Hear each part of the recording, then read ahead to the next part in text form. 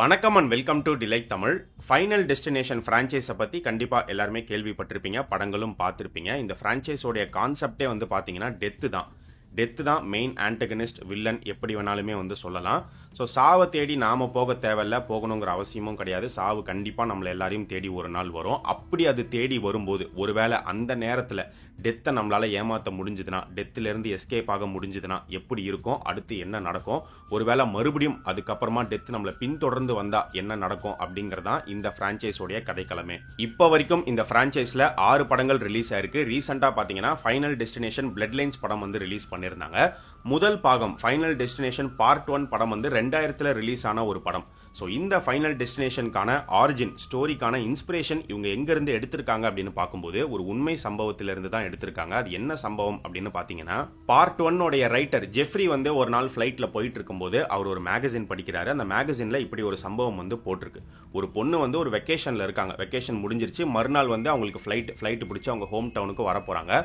அப்போ அன்னைக்கு ராத்திரி அந்த பொண்ணோடைய அம்மா அந்த பொண்ணுக்கு வந்து கால் பண்றாங்க. கால் பண்ணி இந்த மாதிரி நாளைக்கு நீ ஃப்ளைட் வந்து ஏறாத, எனக்கு என்னமோ சரியா படல, தப்பா இருக்கு. ஸோ நாளைக்கு ஃப்ளைட்டை நீ கேன்சல் பண்ணிட்டு அடுத்து வேற ஒரு ஃப்ளைட் பிடிச்சி நீ வா அப்படிங்கிற மாதிரி சொல்றாங்க. இந்த பொண்ணு வந்து சரி, அம்மா வந்து திடீர்னு ராத்திரி கால் பண்ணி இப்படி பயந்துலாம் சொல்றாங்களேன்னு சொல்லிட்டு அம்மாக்காக இவங்க மறுநாள் ஏறதா இருந்த அந்த ஃப்ளைட்டை கேன்சல் பண்ணிட்டு வேற ஒரு ஃப்ளைட் பிடிச்சி ஊருக்கு வந்து சேர்ந்திருக்காங்க. வந்து சேர்ந்ததுக்கு அப்புறம் தான் இவங்களுக்கு தெரிய வந்திருக்கு, ஆரம்பத்தில் இவங்க எந்த ஃப்ளைட்ல வரதா இருந்தாங்களோ அந்த ஃப்ளைட் வந்து கிராஷ் ஆயிருக்கு அப்படின்னு. ஸோ இந்த ஒரு சம்பவம் தான் ஃபைனல் டெஸ்டினேஷனுக்கான ஒரு இன்ஸ்பிரேஷன், ஒரு தொடக்க புள்ளியா அமைஞ்சிருக்கு. அதுக்கேற்ற மாதிரி பார்ட் 1லயுமே நீங்க பாத்தீங்கன்னா ஆரம்பத்தில் ஃப்ளைட்டை பேஸ் பண்ணி தான் வந்து கிரியேட் பண்ணிருப்பாங்க. ஒரு ஃப்ளைட் வந்து பிளாஸ்ட் ஆகிற மாதிரி தான் வந்து கதை ஆரம்பிக்கும். அண்ட் இந்த பிரான்ச்சைஸோடைய ஒவ்வொரு படத்திலும் வரக்கூடிய லீட் கேரக்டருக்கு பாத்தீங்கன்னா ஆரம்பத்தில் வரக்கூடிய ஆக்சிடென்ட் இப்படிதான் நடக்க போகுது அப்படிங்கறத கம்ப்ளீட்டா அவங்க ஃபீல் பண்ணிருப்பாங்க, சென்ஸ் பண்ணிருப்பாங்க. அதே மாதிரி தான் நடக்கும். அதுல இருந்து அவங்களும் ஒரு சில பேர் மட்டும் தப்பிக்கிற மாதிரி தான் ஒவ்வொரு படத்தோடைய ஸ்டோரியுமே வந்து ஆரம்பிக்கும். இந்த ஃபைனல் டெஸ்டினேஷன் பிரான்ச்சைஸ்ல பல விதமான ஆக்சிடென்ட்ஸ், பல விதமான டெத்தை வந்து கிரியேட் பண்ணிருப்பாங்க. அதுலயுமே பாத்தீங்கன்னா நிறைய ரியல் இன்சிடென்ட்கான இன்ஸ்பிரேஷன் வந்து இருக்கு. For example, final destination part 2 starting scene வந்து பாத்தீங்கன்னா ஹைவேல வந்து ஒரு பெரிய கிராஷ் நடந்து நிறைய பேர் வந்து இறந்து போவாங்க. அந்த மாதிரி ரியல் லைஃப்ல நிறைய இடங்கள்ல நடந்திருக்கு. இவங்க எங்க இருந்து இன்ஸ்பயர் ஆயிருக்காங்க அப்படின்னு பார்க்கும்போது ஜார்ஜியால வந்து ஒரு சம்பவம் நடந்தது. இதே மாதிரி ஹைவேல வந்து பல காரு, ட்ரக் எல்லாம் கிராஷ் ஆகி அதுல வந்து 30-40 பேர் பயங்கரமா பலத்த காயத்தோட வந்து உயிர் தப்புனாங்க. 4 பேர் இறந்தே போயிட்டாங்க. ஃபைனல் டெஸ்டினேஷன் பார்ட் 4 படத்துல பாத்தீங்கன்னா கார் ரேஸ் ட்ராக் சீன் இருக்கும். அந்த ரேஸ் ட்ராக்ல ஒரு மிகப்பெரிய ஆக்சிடென்ட் நடந்து கிரௌட்ல இருக்கிறவங்க எல்லாரும் நிறைய பேர் சாகிற மாதிரி வந்து காமிச்சிருப்பாங்க. அதுவுமே ஒரு உண்மை சம்பவத்தை பேஸ் பண்ணி எடுக்கப்பட்டது தான். எப்போன்னு பாத்தீங்கன்னா 1955 பிரான்ஸ்ல நடந்த ஒரு கார் ரேஸ். இப்போ வரைக்குமே இந்த மோட்டார் ஸ்போர்ட்ஸ் ஹிஸ்டரியில வந்து அது ரொம்ப டிராஜிக்கான ஒரு இன்சிடென்ட் அப்படின்னு சொல்லப்படுது.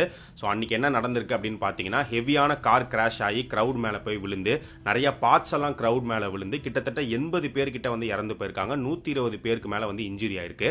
ஸோ அந்த ஒரு சம்பவம் நடந்ததுக்கு அப்புறமா நிறைய யூரோப்பியன் கண்ட்ரிஸ் வந்து மோட்டார் ஸ்போர்ட்ஸை பேன் பண்ணணும் அப்படின்னு சொல்லி ஒரு சில பேர்லாம் பேனே பண்ணிட்டாங்க. பட் ஒரு வருஷத்துக்கு அப்புறமா எல்லாருமே வந்து பேனை ரிமூவ் பண்ணிட்டாங்க. ஆனால் சுவிட்சர்லாந்து வந்து இப்போ ரீசெண்டா 2022 தான் அந்த பேனை வந்து திரும்ப எடுத்திருக்காங்க. ஃபைனல் டெஸ்டினேஷன் பார்ட் 5 ஸ்டார்டிங்ல ஒரு பிரிட்ஜ் வந்து கொலாப்ஸ் ஆகி நிறைய பேர் இறந்து போற மாதிரி ஒரு சீன் கிரியேட் பண்ணிருப்பாங்க. அதுக்கான இன்ஸ்பிரேஷன் வந்து உண்மையிலேயே 1940ல யூஎஸ்ல டக்கோமா அப்படிங்கிற ஒரு பிரிட்ஜ் வந்து கொலாப்ஸ் ஆகி சரிஞ்சு விழுந்தது. ஸோ அதை இன்ஸ்பயர் பண்ணி தான் இங்க ஃபிக்ஷனலா வந்து இவங்க கிரியேட் பண்ணிருப்பாங்க.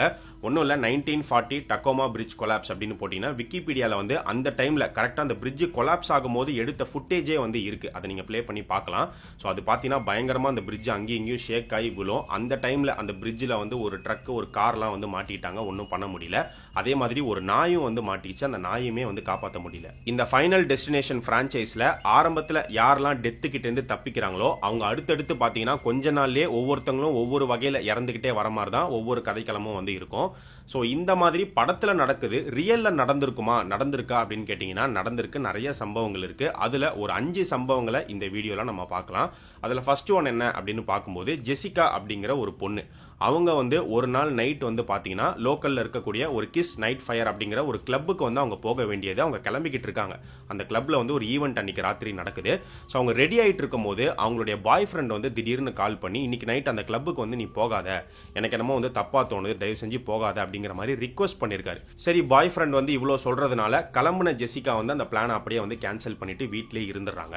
அதுக்கேற்ற மாதிரி அன்னைக்கு ராத்திரி அந்த கிளப்ல வந்து பாத்தீங்கன்னா ஒரு ஃபயர் ஆக்சிடென்ட் ஏற்பட்டு கிட்டத்தட்ட 238 பேர் வந்து ஸ்பாட்ல இறந்து போயிட்டாங்க. ஸோ அன்னைக்கு ராத்திரி ஜெசிகா வந்து எப்படியோ எஸ்கேப் ஆயிட்டாங்க. ஆனா அவங்களுடைய வாழ்க்கையை ரொம்ப நாள் நீடிக்கல. அந்த இன்சிடென்ட் நடந்து கரெக்டா ஒரே வாரத்தில் பாத்தீங்கன்னா இவங்க வந்து இவங்களுடைய பாய் ஃப்ரெண்டை பிக்கப் பண்றதுக்காக கார்ல போகும்போது ஒரு ட்ரக் வந்து இவங்க கார் மேல மோதி ஸ்பாட்ல இறந்து போயிட்டாங்க. ஸோ எந்த பாய் ஃப்ரெண்டால இவங்க காப்பாற்றப்பட்டாங்களோ அதே பாய் ஃப்ரெண்டை பிக்கப் பண்ண போய் இவங்க இறந்துட்டாங்க. அடுத்து ரெண்டாவது சம்பவம் வந்து 1977 யூனிவர்சிட்டி ஆஃப் எவான்ஸ்வில்லோடைய பாஸ்கெட் பால் டீம் வந்து ஃபிளைட்ல நேஷ்வில் கிளம்பி போறாங்க அங்க ஒரு மேட்ச்க்காக. அப்படி இவங்க கிளம்புன ஃபிளைட் வந்து பாத்தீங்கன்னா டேக் ஆஃப் ஆகி கொஞ்ச நேரத்திலே கண்ட்ரோல் இழந்து கிராஷ் ஆகி உள்ள இருக்கிற எல்லாருமே ஸ்பாட்ல வந்து இறந்து போயிடுறாங்க. ஸோ மொத்த பாஸ்கெட் பால் டீமும் வந்து இறந்து போயிடுறாங்க. அதுல ஒரே ஒருத்தர் டேவிட் ஃபர் அப்படிங்கிற அந்த ஒருத்தர் மட்டும் பாத்தீங்கன்னா அன்னைக்கு ஃபிளைட் ஏறல. காரணம் ஆங்கிள் இன்ஜுரினால அந்த மேட்ச் வந்து விளையாட போறது இல்லை அப்படின்னு முன்னாடியே வந்து முடிவாயிடுது. ஸோ அன்னைக்கு டேவிட் ஃபர் வந்து லக்கியா எஸ்கேப் ஆயிருந்தாலும் அந்த சம்பவம் நடந்து கரெக்டா 2 வாரத்தில் பாத்தீங்கன்னா டேவிட் ஃபர்ரும் அவருடைய தம்பியும் ஒரு கார்ல போயிட்டு இருக்கும்போது ஒரு ட்ரக் டிரைவர் வந்து தண்ணியை போட்டுட்டு ஓட்ட தெரியாம ஓட்டி வந்து இடிச்சு அந்த ஆக்சிடென்ட்ல டேவிட் ஃபர்ரும் அவருடைய தம்பியும் இறந்து போயிடுறாங்க. அடுத்து மூணாவது சம்பவம் வந்து 2012 ஜெசிகா காவி அப்படிங்கிற ஒரு 24 வயசு பொண்ணு. அவங்க வந்து ஒரு ஸ்போர்ட்ஸ் பிராட்காஸ்டர். ஸோ ஒரு நாள் அவங்க வந்து டொரண்டோ மால்குள்ள போயிருக்காங்க. அங்க போய் சுத்தி பார்த்துட்டு ஃபுட் கோர்ட்ல சாப்பிட்டுட்டு அவங்க கிளம்பி வந்திருக்காங்க. அவங்க கிளம்பி வெளியில வந்து கொஞ்ச நேரத்துல அதாவது 5 நிமிஷத்திலே வந்து பாத்தீங்கன்னா உள்ள ஒரு பெரிய மாஸ் ஷூட்டிங் வந்து நடந்திருக்கு. நிறைய பேர் வந்து இறந்து போனாங்க. அன்னைக்கு வந்து அவங்க ஜஸ்ட் மிஸ்ல தான் எஸ்கேப் ஆயிருக்காங்க. இன்னும் ஒரு 5 நிமிஷம் 10 நிமிஷம் உள்ள இருந்திருந்தாங்கன்னா என்ன நடந்திருக்கும் அப்படின்னு தெரியாது. ஸோ அந்த மால் ஷூட்டிங்ல இருந்து அவங்க லக்கியா தப்பிச்சிருந்தாலும் அந்த சம்பவம் நடந்து ஒரு மாசத்துல வந்து பாத்தீங்கன்னா கிறிஸ்டோபர் நோலனுடைய டார்க் நைட் ரைசஸ் படம் வந்து ரிலீஸ் ஆகுது. அரோரா தியேட்டர்ல வந்து ஸ்கிரீன் பண்ணும்போது அதுதான் அந்த படத்தோடைய ஃபர்ஸ்ட் ஷோ அப்படின்னு நினைக்கிறேன். ஸோ ஸ்பெஷல் ஷோ நைட் வந்து ரிலீஸ் பண்ணிருக்காங்க. அதுக்காக ஸ்பெஷல் ஷோ பார்த்தே ஆகணும் அப்படின்னு சொல்லி நிறைய பேர் ஆர்வமா அந்த படம் பார்க்கறதுக்கு அன்னைக்கு தியேட்டருக்கு வந்திருக்காங்க. அதே தியேட்டருக்குள்ள வேற ஒரு வழியா பாத்தீங்கன்னா ஜேம்ஸ் அப்படிங்கிற ஒருத்தன் வந்து ஆடியன்ஸை பார்த்து ஓபன் ஃபயர் பண்ண ஆரம்பிச்சிட்டான். ஸோ அந்த ஓபன் ஃபயர்ல கிட்டத்தட்ட 13 பேர் வந்து இறந்து போயிட்டாங்க. அதுல ஒரு கர்ப்பிணியும் இருந்திருக்காங்க. அது இல்லாம 70 பேருக்கு மேல இன்ஜுரி ஏற்பட்டு உயிர் பொழைச்சிருக்காங்க. ஸோ இறந்து போன அந்த 13 பேர்ல ஜெசிகா காவியும் இருந்திருக்காங்க. ஸோ அவங்களுமே அன்னைக்கு படம் பார்க்கறதுக்கு அந்த தியேட்டர்ல இருந்து அங்க அவங்க இறந்து போயிட்டாங்க. நாலாவது சம்பவம் பார்த்தோம் அப்படின்னா 9/11 அட்டாக் வந்து எல்லாருக்குமே தெரியும் அப்படின்னு நினைக்கிறேன். ஸோ அந்த அட்டாக்ல இருந்து எஸ்கேப் ஆனவங்கல ஒருத்தவங்க வந்து ஹில்டா யொலாண்டா மயோல் அப்படிங்கிற ஒரு லேடி. அதுல இருந்து அவங்க எப்படியோ எஸ்கேப் ஆயிருந்தாலும் அந்த சம்பவம் நடந்து ஒரு 2 மாசத்துல பாத்தீங்கன்னா ஒரு பிளேன் கிராஷ்ல வந்து அவங்க இறந்து போயிட்டாங்க. ஃபைனலா 5வது சம்பவம் வந்து ரொம்ப ஃபேமஸான ஒரு சம்பவம் தான். இதுக்கு முன்னாடி நிறைய பேர் கேள்விப்பட்டிருப்பீங்க. இப்படிலாம் ஒருத்தருக்கு நடக்குமா அப்படிங்கிற மாதிரி தான் இது கேட்கும்போது இருக்கும். அது யாரு அப்படின்னு பாத்தீங்கன்னா வால்டர் சம்மர்ஃபோர்ட் அப்படிங்கிற ஒரு பிரிட்டிஷ் மேஜர் ஆபீசர். 1918 இவர் வந்து ஒரு நாள் குதிரையில போயிட்டு இருக்கும்போது மின்னல் தாக்கி இவருடைய லெஃப்ட் சைடு வந்து பேரலைஸ் ஆயிடுது. ஸோ அதுல இருந்து ட்ரீட்மெண்ட் பண்ணி சரியாய் திரும்ப பழையபடி நார்மல் ஸ்டேட்டுக்கு அவர் வராரு. ஸோ முதல் மின்னல் தாக்கி 6 வருஷத்துக்கு அப்புறமா பாத்தீங்கன்னா அவர் ஒரு இடத்துல வந்து ஃபிஷிங் பண்ணிட்டு இருக்கும்போது 2வது மின்னல் தாக்கி அவருடைய ரைட் சைடு வந்து பேரலைஸ் ஆயிடுது. ஸோ மறுபடியும் பாத்தீங்கன்னா அதுல இருந்தும் கொஞ்சம் கொஞ்சமா சரியாயி பழையபடி நார்மல் ஸ்டேட்டுக்கு வராரு. அப்பவே எல்லாரும் அவர் ஆச்சரியமா பாக்குறாங்க, எப்படி 2 மின்னல் தாக்கி ஒரு திரும்ப உயிரோட இருக்காரு, பழையபடி நார்மலா இருக்காரு அப்படின்னு. இதுக்கப்புறம் 3வது முறையாவும் மறுபடியும் மின்னல் தாக்கி மொத்த உடம்பும் அவருக்கு வந்து பேரலைஸ் ஆயிடுது. இது எப்போ நடக்குதுன்னா 2வது மின்னல் தாக்கி 6 வருஷத்துக்கு அப்புறமா திரும்ப இது நடக்குது. இதுக்கப்புறம் அவரால் வந்து போராட முடியல. எவ்வளவு முயற்சி பண்ணி பாக்குறாங்க. 2 வருஷம் வந்து அவர் உயிருக்கு போராடி இறந்து போயிடுறாரு.